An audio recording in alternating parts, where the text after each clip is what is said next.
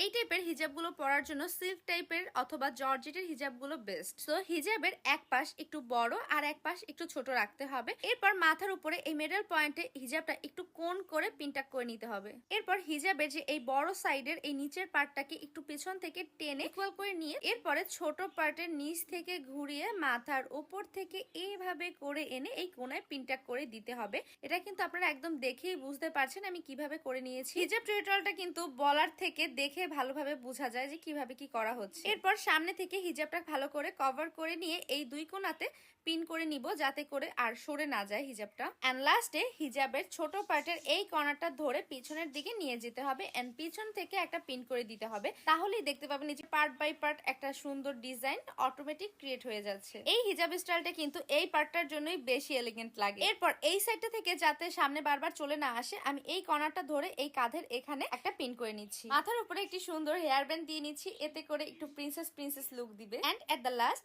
এই যে layer পার্টটাকে stable করে রাখার জন্য এখানে আমি একটি হিজাব ব্রুশ ইউজ করছি।